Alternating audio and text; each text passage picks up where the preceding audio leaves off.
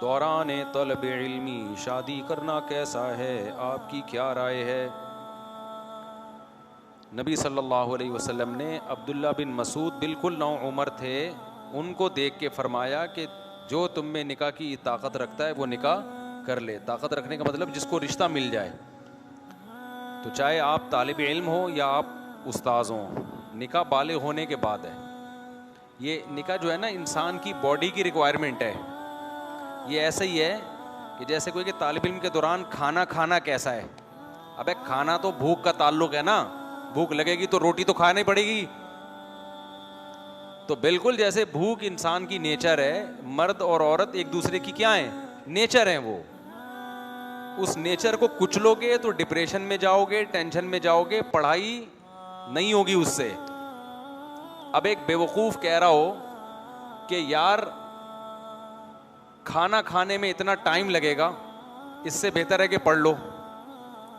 क्योंकि पढ़ाई के दौरान, खाने के दौरान पढ़ाई छोड़नी पड़ेगी ना। आप उठ के जाओगे, खाना खाओगे, रोटी पेट में उतारोगे, उसके बाद फिर नींद भी आएगी, फिर वॉशरूम भी जाना पड़ेगा। तो आपने कहा इतना टाइम एक्चुअली वेस्ट हो रहा है, लिहाजा पढ़ाई को फोकस करो। तो पढ़ाई को फोकस नहीं करोगे, भूख का एहसास बार बार आपको पढ़ाई से गाफिल करेगा।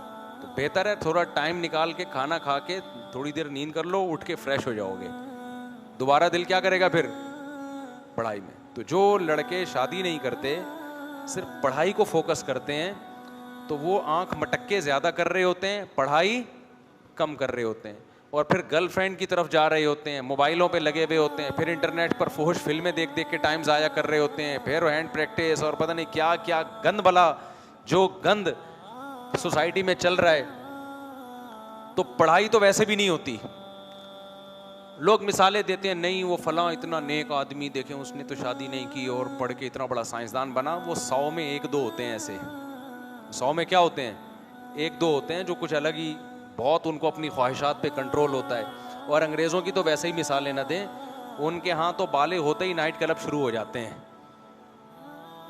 तो या तो आप भी ये कर लो, हलाल हराम का फ़र्क ख़त्म करके नाइट क्लब खोल दो। मैं अपने दोस्त का वाक़या बताता हूँ, मेरा शागिर्द भी है, दोस्त भी है।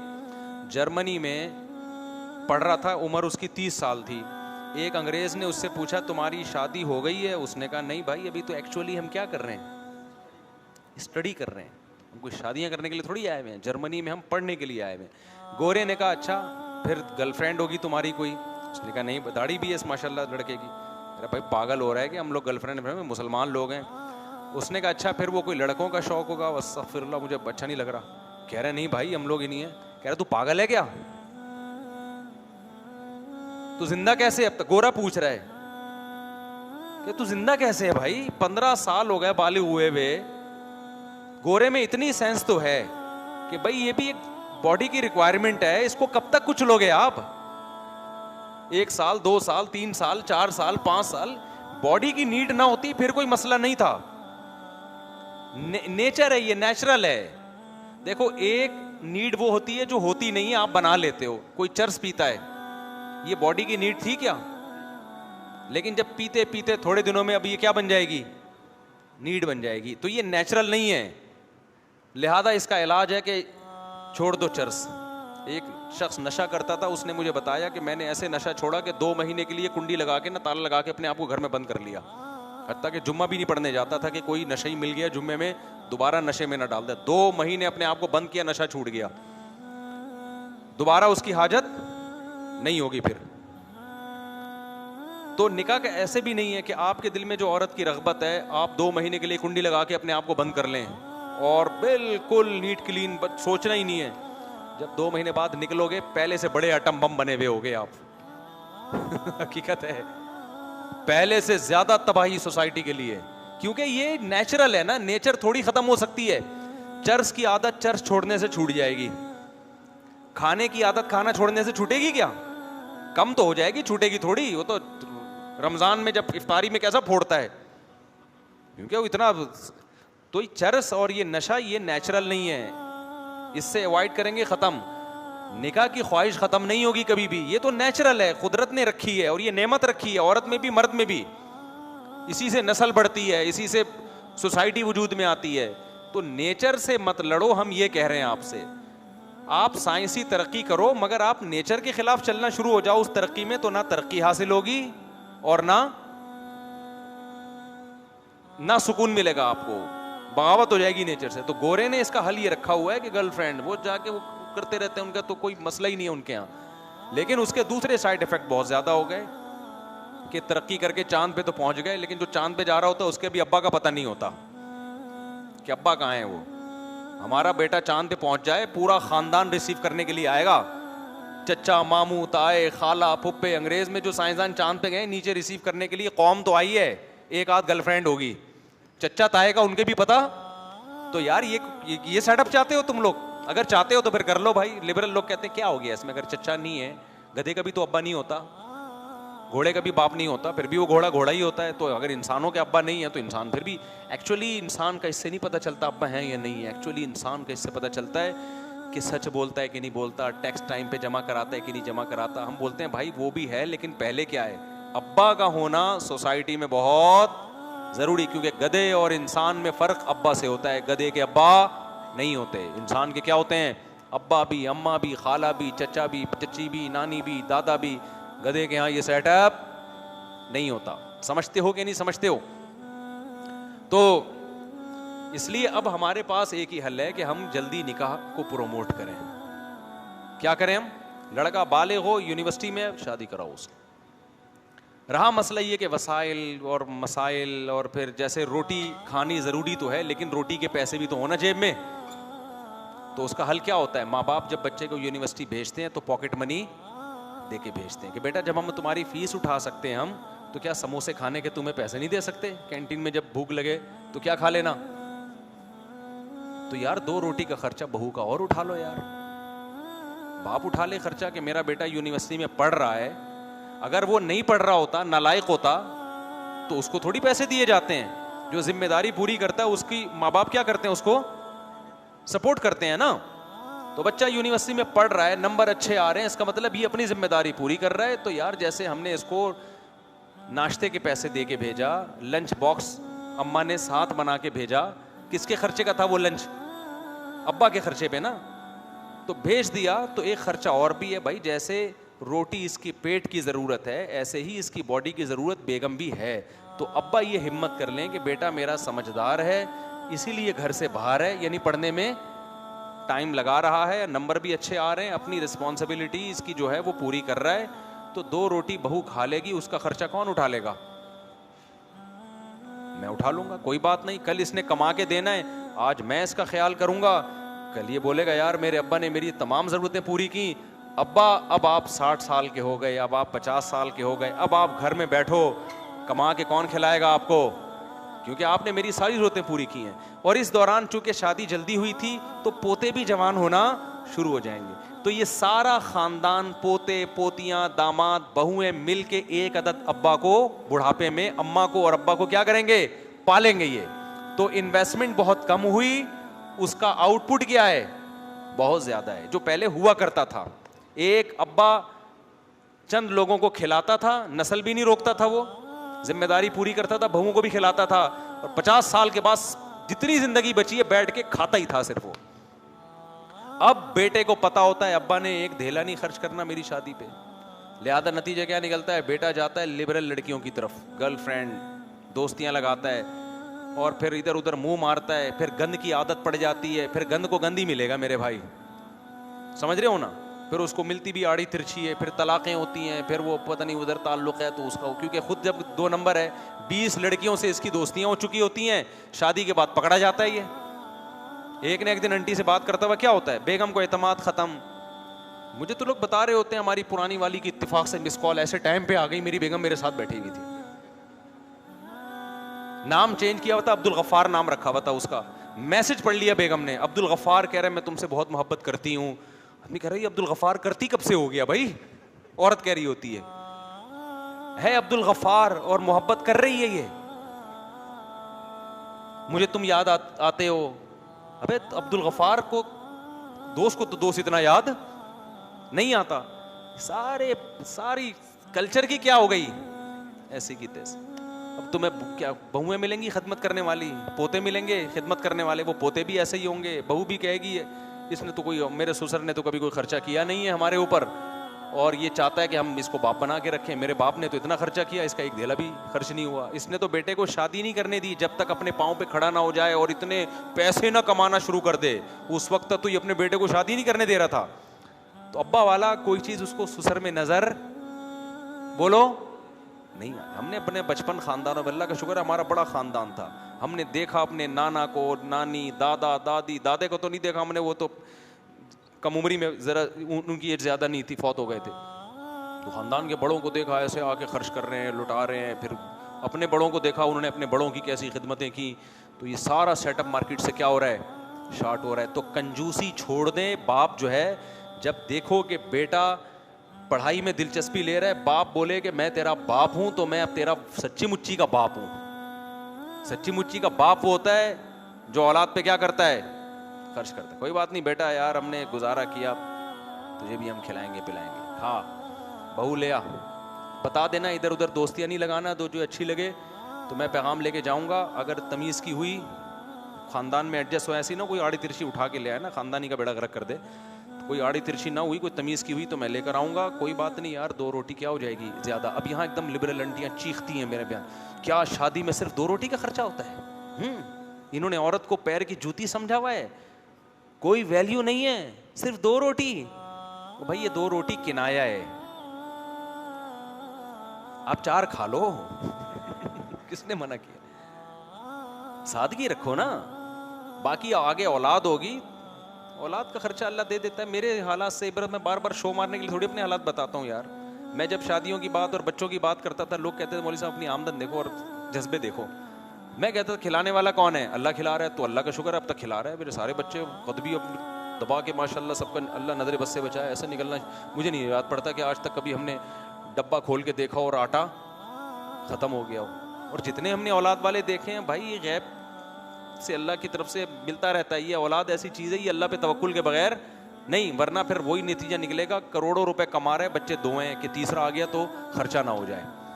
तो ये तो फिर कोई इंतहा नहीं है इसकी। जब खुदा ने माँ की छातियों में बच्चा पैदा होते ही दूध पैदा कर दिया, इसका मतलब अल्लाह ने बता दिया ये सिस्टम किसके पास है भाई, बच्चे को खिलाने का, मेरे पास। फिर वो लिबरल लोग कहते हैं दूध ही थोड़ी ज़रूरत है। ओ भाई, दूध तो एक साइन है, एक अलामत है कि अभी फ़िलहाल दूध ज़रूरत है तो दूध पैदा कर रहा हूँ। तो ईमान वाले कहते हैं कि इसका मतलब जिस चीज़ की ज़रूरत होगी अल्लाह वो पैदा कर देगा।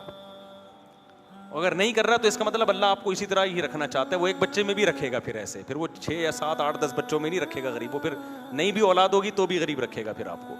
तो इसलिए माँ बाप अपने खर्चे पे अपने जवान बेटों की शादी करा दिया करें। और ऐसे लोग मेरे इल्म में हैं, हमारे जानने वाले थे, मुफ्ती रशीद अहमद साहब से बैत थे, उनका बच्चा मेडिकल कॉलेज में गया, मेडिकल कॉलेज में बच्चा गया है, एडमिशन कराया। मेडिकल कॉलेज का माहौल बाज़ दफ़ा बहुत ख़राब होता है। अपने बच्चे को उन्होंने बुलाया, 2 बेटे थे गालिबन, दोनों को कहा कि बेटा देखो कॉलेज में इधर उधर दोस्तियाँ मत लगाना, मैं तुम्हारी शादी करने के लिए तैयार हूँ, जिससे शादी करनी है बता दो। अभी भी जिंदा है वो माशाल्लाह, अल्लाह उनकी उम्र बरकत दे। ये वाक़या 15-20 साल पुराना, उस वक्त इतना माहौल ख़राब भी नहीं था। कोई बात नहीं यार, जो मेडिकल कॉलेज की फीस बच्चे की भर सकता है वो बहू का खर्चा नहीं उठा सकता। वो क्या फ्री में पढ़ रहा है वहां पे मेडिकल कॉलेज में जाके? ये कहते हैं 2 रोटी का खर्चा थोड़ी होता है, और भी खर्चे होते हैं, लेकिन मेडिकल कॉलेज में भी तो ठीक ठाक खर्चा हो रहा है ना। असल में उसका आउटपुट दुनिया में मिलेगा, बच्चा डॉक्टर होके नोट छापेगा, इसका आउटपुट दुनिया में भी मिलता है लेकिन नजर नहीं आता। इसका आउटपुट असल आखिरत में मिलेगा, बच्चा बुराई से बच जाएगा। तो बुराई से बचना तो कोई चीज़ ही नहीं है। माँ बाप कहते हैं तू बुराई कर, हमें इससे कोई गरज, तू बुरा बन जा, पैसे कमा के ले आ। एक आदमी के 3 बच्चे थे, एक डॉक्टर था, एक इंजीनियर था और एक चोर था। तो वो तारुफ करवा रहा है, ये डॉक्टर है, दूसरा ये इंजीनियर है। बंदा खुश हुआ, माशाल्लाह बड़े पढ़े लिखे बच्चे रखे हुए हैं। ये क्या करता है? ये चोर है। अबे तू पढ़े लिखे खानदान में, ये चोर क्या कर रहा है? कह रहे कमा के यही लाता है, क्या करें, इसलिए मजबूरी में इसको हमने रखा। तो माँ बाप को इससे कोई गरज ही नहीं है, कह रहे मैं कमाऊ पूत होना चाहिए बच्चा। और जो बच्चा घर में पैसे कमा रहा है, जितना भी खराब हो ना, जितना भी बदतमीज हो, रिस्पेक्ट उसी की होती है। और जो 1-1 घंटे अब्बा के पाँव दबा रहा है, बैठ के पाँव धो धो के पी रहा है, लेकिन बेचारा कमा नहीं पा रहा, वो भी इसे बेगैरत भी है। के से कमीना भी है, कुछ गालियां मैंने भी ईजाद कर ली हैं देना चाहो तो हालांकि वो कोशिश कर रहा है, कि कोशिश ही ना कर रहा होता तो एक अलग बात होती।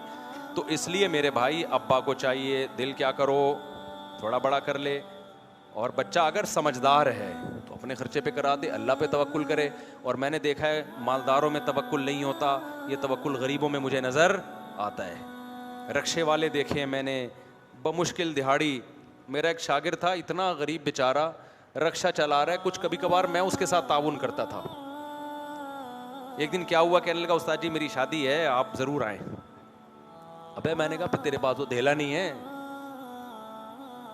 तो तू कर कैसे रहा है? तो तू तो रक्षे के जो थोड़ी बहुत आमदन होती वो भी अब्बा को दे देता है। तो कह रहा है अब्बा ही तो कर रहे हैं, मेरा तो मूड नहीं था। अब्बा ने कहा मैं उसकी शादी में गया हूं, घर में बैठने के लिए कुर्सी नहीं है। मैं चला गया उसकी शादी में बेचारे की, तो मैंने कहा ये गरीब ही अच्छे हैं यार सही है ना। अब्बा कह रहे जहां इतने लोग हैं तो गुजारा हो ही रहा है ना। चलो हाँ जाहिर है वो फिर शादी मजीद गरीबों में करते हैं। अब ऐसा नहीं है कि उन्होंने डिफेंस में कर ली और डिफेंस से कोठी से लाए और बैठने के लिए कुर्सी नहीं है, वो तो भाग जाएगी 1 मिनट में, और भागना भी चाहिए उसको। तो उसने अब दुनिया में ऐसे भी तो गरीब है ना जिसके पास ये तो कम से कम रक्षा तो है ना, ऐसे भी गरीब है जिनके पास रक्षा भी नहीं है, तो उनकी बेटियों से करते हैं। तो जिसमें तवक्कुल होता है वो रुकता नहीं है। अब उनके शादी भी हो गई, औलाद भी हो गई, थोड़ी दिन की टेंशन है, वो औलाद होगी वो भी क्या करेगी, रक्षा चलाएगी। फिर औलादें ज्यादा होती हैं तो घर में आमदन आना शुरू। मैंने बहुत से देखे जिनके बच्चे हैं गरीब थे, जैसे जैसे बच्चे जवान होते गए मालदार नहीं करोड़पति बन गए वो। मैं तो ये वाकयात लिखता नहीं हूँ, लिखूं तो पूरी डायरियां बन जाएं। तो इसलिए ज़र्फ क्या करो। और ऐसे करोड़पति मालदार भी देखे हैं कि जी मैं चूंकि सिर्फ 4 लाख मेरी तनख्वाह है, मेरा अब्बा मेरी शादी नहीं करने दे रहा। कह रहे 4 लाख नहीं, जब तेरी 18 लाख होगी तो फिर सोचेंगे इस बारे में। तो ज़र्फ है, जितना तंग कर लो मेरे भाई तंग होता चला जाता है। इंसान की ना नेचर में फ्लेक्सिबिलिटी है, लचक है। सखी बनेगा तो बनता चला जाएगा, कंजूस बनेगा तो इंसान कभी एक हाल पे नहीं रहता। देखो आप जिम जाओ, वेट उठाते हो, उठाते चले जाओगे, बाजू मजबूत होते चले जाएंगे, ऐसा ही है ना। नहीं जाओगे, घर में पड़े रहोगे, आहिस्ता आहिस्ता कमजोर। एक हालत पे इंसान कभी भी नहीं रहता। जॉगिंग करोगे, करते स्टेमिना बढ़ता चला जाएगा, 1 चक्कर 2 चक्कर 3 चक्कर। नहीं करोगे तो चलने की सलाहियत भी खत्म। इंसान एक हालत पे नहीं रहता। ऐसे ही जो इंसान के अंदर अल्लाह ने क्वालिटीज रखी हैं, सखावत, अल्लाह पे तवक्कुल, बहादुरी, ये चीजें भी एक हालत पे नहीं रहती। अगर फड्डेबाज बनोगे, एक दफा क्या हुआ, एक बंदा पकड़ा गया, उसको पुलिस वालों ने बहुत चित्रौल मारे ना कुछ उगलवाने के लिए। मुझे अपना वाकया सुना रहा था, कह रहा है मैंने नहीं उगला। नहीं, पुलिस वालों ने नहीं, पब्लिक ने मारा उसको। कह रहा है मैंने नहीं उगला। मैंने कहा इतनी मार खाई? कह रहे हमने जेलों में इससे ज्यादा खाई हुई है। तो कह रहे मुझे तो ये जो पब्लिक मार रही थी ना ऐसे लग रहा था जैसे वो नहीं थोड़ा सा कुछ आगे बढ़े। मुझे अपना वाकया बताया नहीं किया। कह रहे मुझसे बहुत उगलवाया उन्होंने कि तो कोई कुछ जुर्म कर रहा होगा, कि किसने भेजा? कह रहे हम नहीं। मैंने कहा भाई इतनी मार खा के नहीं उगला? कह रहे ये आपको लग रहा है, इतनी मार आपने खाई नहीं है। कह रहे हमने जेलों में साल गुजारे हैं, 2-2 3-3 साल, तो हमारे लिए ये क्या है। तो देखो उसके अंदर वो बहादुरी बढ़ गई ना, गलत चीज में बढ़ी लेकिन बढ़ तो गई ना। तो इंसान की हालत ये, बहादुर बनता है तो बनता चला जाता है, बुज़दिल बनता है तो बनता चला जाएगा, कंजूस बनता है बनता चला जाएगा, सखी बनता है बनता चला जाएगा। तो ज़र्फ क्या कर लो, थोड़ा सा बड़ा करो। खुद भी जल्दी शादी करो, बेटा बड़ा हो तो। लेकिन मैं बार बार ये कहता हूं कि यकीन हो कि इसमें सलाहियत है, ये अपनी जिम्मेदारी पूरी करेगा। और आपके पास भी गुंजाइश भी हो ना, गुंजाइश भी हो आपके पास बहू को, क्योंकि शरन बहू का खर्चा सुसर पे नहीं है। तो गुंजाइश अगर है तो फिर दिल बड़ा करके क्या करो, उसका निकाह करा दो। अब्दुल्ला बिन अब्बास ने यही किया, सहाबा यही करते थे। बच्चे जब बड़े होते, हाँ तो वो मेडिकल कॉलेज में पढ़ते थे, उन्होंने अपने बच्चों को कहा बेटा आंख मटक्का नहीं करना, हम खानदानी लोग हैं, तो शादी करनी है बता दो। उनके बच्चों ने कहा करनी है, फौरन कह दिया क्या करना है करनी है। अब्बा ने करा दी, खुश हैं माशाल्लाह। बच्चे इतने अच्छे डॉक्टर बने, उनकी दाढ़ियाँ भी हैं, परहेजगार हैं, नमाजी हैं, और डॉक्टर भी बहुत फिर ईमानदार भी हैं। और अगर मेरे भाई वो नहीं करते, थोड़ा सा खर्चा अब्बा बचा लेते, तो ना नेक बहुएँ मिलनी थी, ना आगे नेक औलादें मिलनी थी। बच्चे ठरकी बन जाते थोड़े दिनों में, फिर वो ठरक शादी के बाद भी पूरी, एक दफ़ा जब ठरकी बन गया ना, चस्के लग गए लड़कियों के, तो शादी के बाद भी वो चस्के ख़त्म नहीं होते बहुत से लोगों के। फिर आगे बच्चों को पता चलता अब्बा हमारा 2 नंबर है, आंटियों से पता नहीं खाला से क्यों इतनी अब्बा फ्री हो रहे हैं, अम्मी से कभी इतना फ्री हुए नहीं है, क्योंकि ठरकी की ठरक फिर फैलती है। तो एक अजीब सा गैर अखलाकी सा निज़ाम वजूद में आता। अब्बा के शुरू के थोड़े पैसे बच जाते, फिर ये भी अब्बा को नहीं कमा के खिलाते। ऐसी औलाद फिर खुद कमा के भी बहुत खिलाती है। यार अब्बा ने हर वक्त हमारी ज़रूरत का ख्याल किया। मेजॉरिटी तो अल्हम्दुलिल्लाह ख्याल करती है, लेकिन मैं बार बार कहता हूँ इसमें यह ज़रूरी है कि बच्चे में क्या हो, बहुत ज़्यादा सलाहियत हो, और सिर्फ ज़बानी नहीं हो, प्रैक्टिकली करके दिखा रहा हो, नंबर अच्छे आ रहे हो। क्योंकि अगर ऐसा नहीं है ना, अपनी जिम्मेदारी अमली दावे ना कर रहा हो कि अब्बा आप मेरी शादी कर दें, मैं A+ 95+ तो आएंगे मेरे इंशाल्लाह, आप देखिएगा। तो ना भाई तू 95+ ला के दिखा दे, A1 ग्रेड से पास होके दिखा दे, मैं तेरी उसी दिन तेरी बात तय कर दूंगा। अमल करके दिखाए, जबानी दावों पे कभी भी मत जाया करो, क्योंकि ऐसे केसेस हुए हैं। मैंने अब्बा को मना किया इस कमबख्त की शादी मत करो, वो कह रहे हैं आप कह रहे हो मत करो, मैं कह रहा हूं मुझे पता है ये किसी काम कहा नहीं रहे हो। तो ऐसे भी वाकयात हैं, अब्बा ने फिर भी कर दी। उसके बाद उसने कहा एक ही गम था कि शादी नहीं हो रही, इस चक्कर में कमाएंगे। अब वो गम अब्बा ने पूरा कर दिया। अब वो पोस्तियों की तरह पड़े हुए होते हैं, और बच्चे मेरे बयान सुन के स्पीड से पैदा हो रहे हैं। कमाने के बारे में हमारा बयान उसने गौर से नहीं सुना होता, पढ़ाई के बारे में बयान गौर से सुना नहीं होता, शादियों के बारे में और बच्चों की स्पीड के बारे में बार बार रिपीट करके सुना होता है। तो ना वो पढ़ाई को फोकस कर रहा है, ना वो कमाई को फोकस कर रहा है, वो फोकस कर रहा है शादियों को और बच्चों की स्पीड को। और अब्बा की टेंशन क्या हो रही है, अब्बा कह रहा है मैंने तुझे भी पाल पोस के बड़ा किया, अपनी बेगम को भी पाला पोसा, अब कमबख्त तेरे बच्चों को भी मैं पालूंगा, बहू को भी मैं पालूंगा, मुझे कौन पालेगा? समझ रहे हो कि नहीं समझ रहे? तो मुझे कौन पालेगा? तो ऐसे नालायक बच्चों के साथ ये हरकत कभी भी ना करें, उसमें उसके साइड इफेक्ट ज्यादा हैं। तो जो समझदार है उसको खुद करा दिया करें अपने खर्चे पे, इससे इंशाल्लाह फायदा ही होगा। अल्लाह पे तवक्कुल करो, एतमाद करो, और फायदा नहीं भी हुआ यार, बच्चा नहीं एहसान माना, नालायक हो गया, आपका ज़मीर मुतमईन होगा यार मैंने अपनी औलाद की सारी जिम्मेदारियां पूरी की हैं, क़यामत के दिन मैं क्या आऊँगा सुर्ख लूँगा, अल्लाह मेरी जो जिम्मेदारियां थी पूरी कर दी मैंने, अब ये एहसान का बदला देंगे तो इनका फ़ायदा है, नहीं देंगे तो इन्हीं का नुकसान है। औलाद जो माँ बाप की खिदमत करती है, माँ बाप को इतना फ़ायदा नहीं होता जितना औलाद को होता है। मैंने जिसको भी देखा माँ बाप की खिदमत की ना, आखिरत तो बाद में अल्लाह लाजमी दुनिया में भी नवाजता है उसको। मैंने कोई ऐसा नहीं देखा माँ बाप की खिदमत की और दुनिया ख़राब हो गई है उसकी। अच्छा भाई दौरान तालीमी हो गया जवाब, तो तालीम के दौरान शादी करनी चाहिए, लेकिन अपनी जिम्मेदारी पूरी हो रही हो। और अगर अब्बा नहीं कर रहे ना, तो फिर उसका तरीका है साइड में कोई बिजनेस शुरू कर दो। गोरे ऐसा ही करते हैं, वो शादी के लिए नहीं कर रहे होते, पढ़ाई की फीसें निकालने के लिए कर रहे होते हैं। तो बहुत लोग यूरोप जाके पाकिस्तानी ऐसा कर रहे होते हैं, सुबह पढ़ रहे होते हैं, शाम को कहीं जॉब कर रहे होते हैं कि यार पढ़ाई की फीस हम अदा करें। मैंने बहुत यूरोप में, इटली में, जर्मनी में बहुत लोग देखे हैं।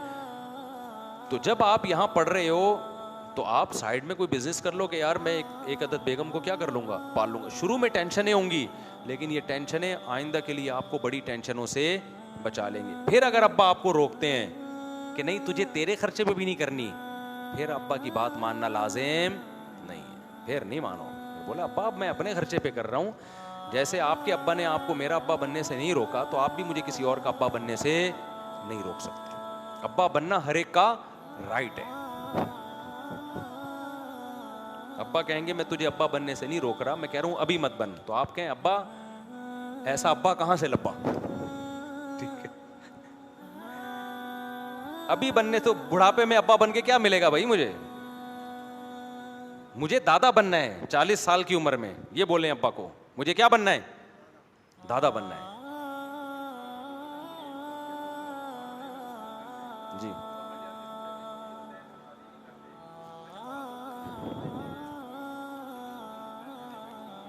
ये तो बिल्कुल गलत है, इसका तो मैं कई बार जवाब दे चुका हूं कि 2-3 बहनें बैठी हुई हैं तो मैं नहीं करूंगा, पहले इनकी होगी। ये तो बिल्कुल ही फजूल किस्म की बात है। आपकी बहनें इसलिए बैठी हुई हैं कि कोई और इसलिए नहीं कर रहा शादी, इसलिए कि उसकी बहनें बैठी हुई हैं। तो अपनी बहनों के चक्कर में दूसरों की बहनों का बेड़ा गर्क करो, और वो अपनी बहनों के चक्कर में आपकी बहनों का बेड़ा, तो पागलपना है। जिसकी शादी हो रही है निपटाओ। जब लड़के धड़ाधड़ निकाह करना शुरू करेंगे तो जाहिर है फिर सबकी बहनों की भी शादियां हो जाएंगी। तो ये बिल्कुल फजूल सी बात है कि बहनों की जब तक नहीं होती मैं नहीं करूंगा। इससे बहनों का भी बेड़ा गर्क होगा, आपका भी। और शादी से रिलेशन बढ़ता है। मैंने देखा है कारोबार के मौके बढ़ते हैं, रिश्तों के मौके बढ़ जाते हैं। जब आपका निकाह होगा, आपका एक खानदान हो जाएगा, हो सकता है वहीं से कोई बहनों के लिए रिश्ता आ जाए। आपके पास वसाइल